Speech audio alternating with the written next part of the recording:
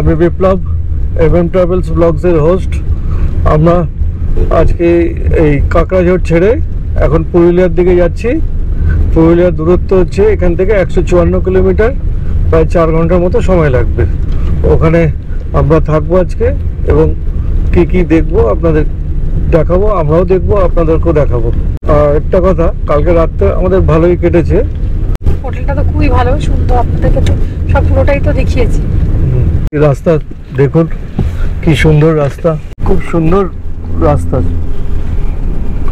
আশেপাশের দৃশ্যটাই আলাদা।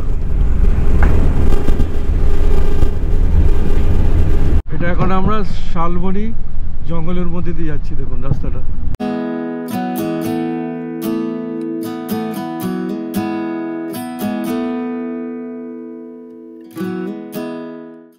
এই দেখুন পুরুলিয়ায় যাওয়ার রাস্তায় এই একটা বাজার, এখানে বাজারে নাম হচ্ছে কিউলপাল বাজার। এটা দেখুন, এটা হচ্ছে সাপ্তাহিক বাজার, সব কিছুই পাওয়া যায় এখানে। দেখুন একদম জিরে থেকে কাপড় থেকে আরম্ভ করে সব কিছু পাওয়া যায়।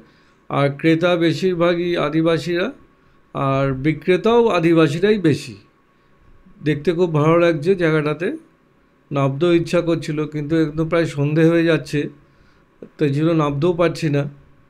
দেখুন আপনারা, আস্তে আস্তে আমি যাচ্ছি, একটু দেখুন।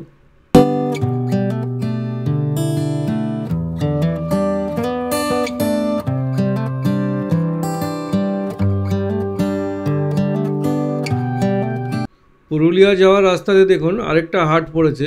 এই হাটটার নাম হচ্ছে চল্লার হাট।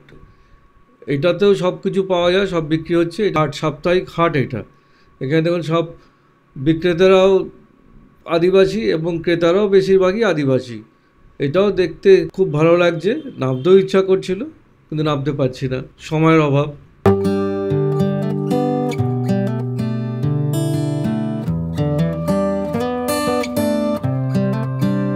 আমরা কংসবতী নদীর উপর দিয়ে যাচ্ছি, দেখুন খুব সুন্দর লাগছে, সানসেট হচ্ছে, দেখতে খুব সুন্দর লাগছে এই জায়গাটা। এখন আমরা পুরুলিয়ার হোটেলে ঢুকেছি, এবার হোটেলটা দেখাচ্ছি। দেখুন এবার কতটাই সুন্দর, দুটো বেড আছে, আর দেখতেই পাচ্ছেন কতটা স্পেশিয়াস আছে। তারপরে এই যে দুটো সোফাটা, এই সোফাটা খুবই সুন্দর, যেটা এখন নতুন বেরিয়েছে সেই সোফা, সেইগুলো, টেবিল, 4টে জল দিয়েছে, সবই আছে। হ্যাঁ, টিভিটাই শুধু ছোট আছে, এসিও আছে, ঠিক আছে। এখানে যেমন থাকার কথা, এরা ভালো সেরামিকের কাপ দিয়েছে, কাপগুলো সুন্দর যেমন থাকে চায়ের জন্য। ওরা একটা এক্সট্রা দেখলাম বিস্কিট দিয়েছে, এটা একটা ভালো দিয়েছে। তারপর তো আয়না আছে যেমন থাকার কথা, এখানে ওই সব ব্যাগ ট্যাগগুলো রাখার জন্য। আর এই যে আলমারি আছে, রীতিমতো সুন্দর যাকে বলে। এবার বাথরুমটাও অনেক বড়, বাথরুমের সমস্ত বাথরুম কিট যতগুলো আছে সেটা আছে, দেওয়া আছে, ডেন্টাল কিট পর্যন্ত দেওয়া আছে, ডেন্টাল প্লাস বাথরুম কিট, আর প্লাস আবার ডেটল স্যানিটাইজারটা একদম মানে নতুন যেটা দিয়েছে। 4টে তোয়ালে আছে, আর শাওয়ারের জন্য আলাদা জায়গায় রয়েছে, যেটা এখন নতুন হয়েছে না, পুরো ঘরের সাথে এ করা, তুললেই এটা ঘরটাও একই সঙ্গে জয়েন করা, সেই জিনিসটা আর কি। খুবই সুন্দর, খুব ভালো।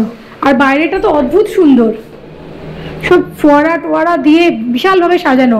ঢুকতেই হচ্ছে মন্দির, কালকে সব ঘুরে ঘুরে দেখাবে, তখন সব দেখবেন।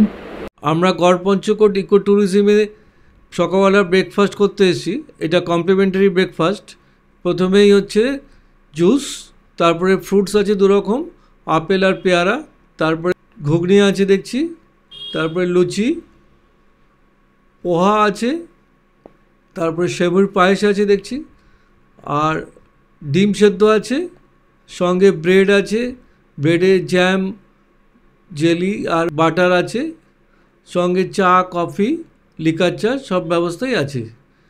আমরা এখানে বসে এখানে নিয়ে খাচ্ছি, আস্তে আস্তে দেখুন।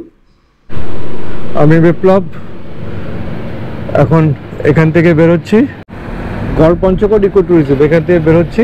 দেখুন একটু আমরা অযোধ্যা হিলে যাচ্ছি। এখানে কালকে রাত্রিবেলা ঢুকেছিলাম, ভেতরগুলো সব দেখাবো, দেখবেন। হোটেলে থেকে যাবে আজকে আমার ছেলে আর আমার শাশুড়ি, ওরা দুজন থাকবে। আমি আর মলি বেরিয়ে পুরুলিয়া পাহাড়ে সাইট সিন করতে যাচ্ছি।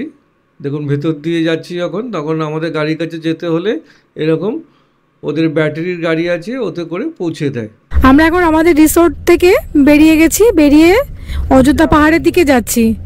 আর এই রিসোর্টটা না মানে পুরো জঙ্গলের ভেতরে, আর অনেক 3-3.5 কিলোমিটার হবে না জঙ্গলের ভেতর, এইরকম হবে 3-3.5 কিলোমিটার পুরো ভেতরে। আর পুরোটাই কিন্তু জঙ্গল, মানে এখানে আর কোনো রকম কোনো একটা হোটেল নেই, শুধু ওই ইকো ট্যুরিজম হোটেলটাই রয়েছে। হোটেলটা খুবই ভালো, সুন্দর, দেখাবো তো বটেই। এখন একটু অযোধ্যা পাহাড়ে তাড়াতাড়ি বেরিয়ে যাচ্ছি।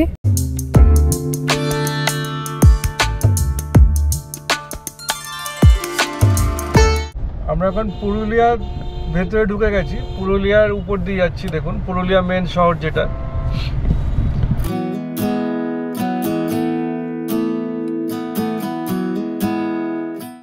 দেখুন এখনো একদম রাস্তাটা একদম ভেতর দিয়ে দেখাচ্ছে গুগল, সেখান দিয়ে যাচ্ছি আমরা শহরের উপর দিয়ে একদম পুরো।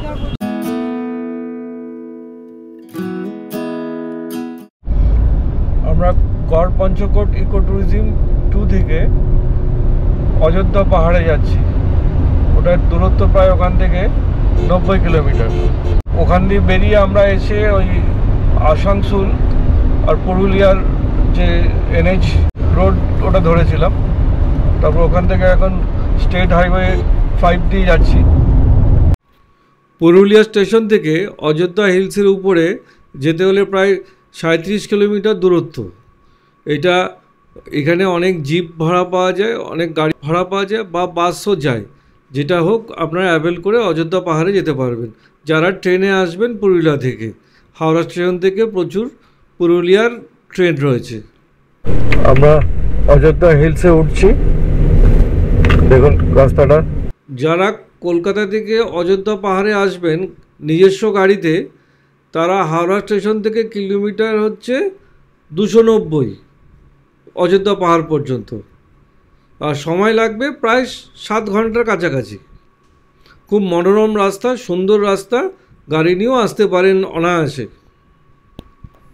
আচ্ছা, আমাদের শনিবার নিরামিষ, এখানে কিছুই পাইনি, ডাল ভাত আলু ভাজা পাপড়, ব্যাস এগিয়ে খাচ্ছি, খেয়ে বেরোবো।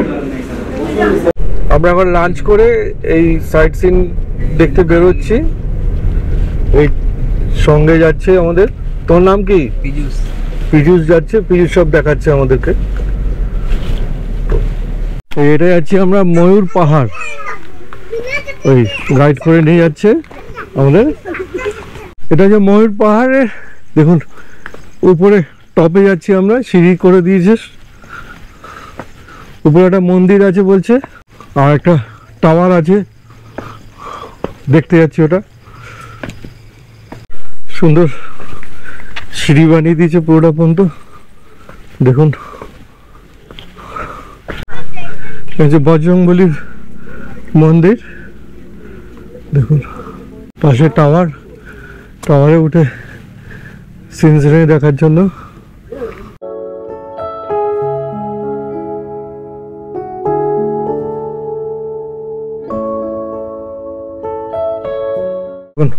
ময়ূর পাহাড়ের টপে উঠেছি, টপে উঠে পুরো আবার টাওয়ার, তার উপর উঠেছি। এখান থেকে সিনগুলো দেখুন।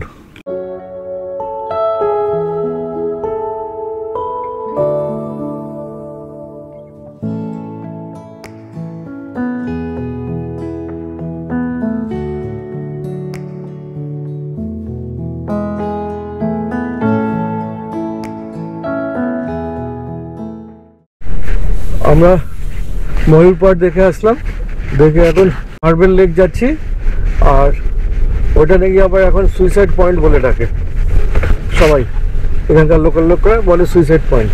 আর ময়ূর পাহাড়ে আগে নাকি প্রচুর ময়ূর পাওয়া যেত, তার জন্য ওটা ময়ূর পাহাড়। এখন সব তো খেয়ে ফেলেছে, নেই আর, মেরে ফেলেছে সব এরা। ওখানে উচ্চতা হচ্ছে 2000 ফুট উচ্চতা অল্টিটিউড।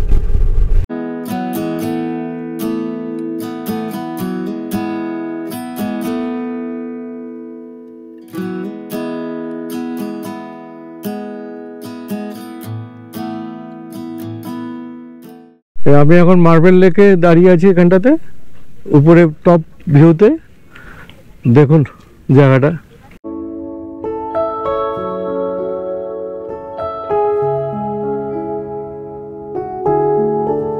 উপর থেকে তুলছি যাতে পুরো ভিউটা যাতে ভালোভাবে আসে। এটাতে মলি আসছে, কথা বললে ইকো হয়। দেখুন এখানে কথা বললে ইকো হয়ে যায়, জোরে কথা বললে নিচ থেকে জোরে কথা বললে ইকো আসে। উপরে হচ্ছে না, নিচে হচ্ছে।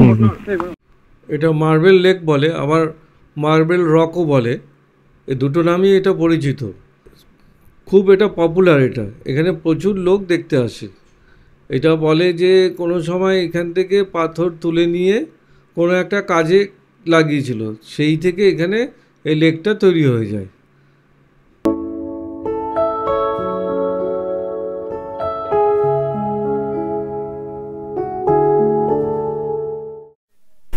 এখানে আছে গাড়ি পার্কিং, এখানে দোকানপাটও আছে। সোজা একটা যায়, আর আমরা উপর থেকে দেখলাম সোজাও দেখা যায়। লেক দেখে বেরোলাম, এখন আমরা আরেকটা স্পটে যাচ্ছি, বামনি ফলসের দিকে যাচ্ছি। আমরা বামনি ফলসের দিকে ঢুকছি, এটা অনেকটাই যেতে হবে, গিয়ে আপনাদেরকে দেখাচ্ছি। এই বামনি ফলসের এন্ট্রি ফিস হচ্ছে 50 টাকা করে টিকিট কেটে আমাদেরকে ঢুকতে হয়। এটা পুরোই ফরেস্টের আন্ডারে। আমরা বামনি ওয়াটারফলসের সামনে চলে এসেছি। এই বামনি ওয়াটারফলসে আসার রাস্তাটা জঙ্গলের মধ্যে দিয়ে, খুবই মনোরম রাস্তা, কিন্তু অনেকটা নামতে হয়েছে, এবং যাদের পায়ের প্রবলেম আছে, হাঁটুর প্রবলেম আছে বা বয়স্করা, তাদের না আসাই উচিত। আমি মনে করি না আসাই উচিত, কিন্তু আসার পরে সৌন্দর্যটা কিন্তু দারুণ, খুব উপভোগ করার সৌন্দর্য, দেখলেই বুঝতে পারবেন। আপনারা দেখুন, আমিও দেখছি সৌন্দর্যটা, আপনারা উপভোগ করুন, আমিও উপভোগ করি।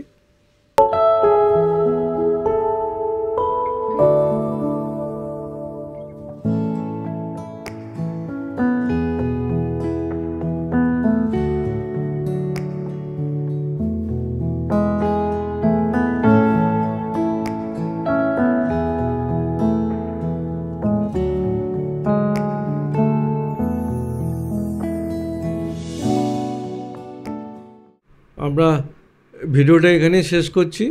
এরপরে যে আরও সাইট সিনগুলো আছে, এগুলো পরের ভিডিওতে আসবে, দেখে নেবেন আপনারা। আর আপনারা ভালো থাকবেন, সুস্থ থাকবেন, এবং অতি অবশ্যই আমাদের সঙ্গে থাকবেন। নমস্কার।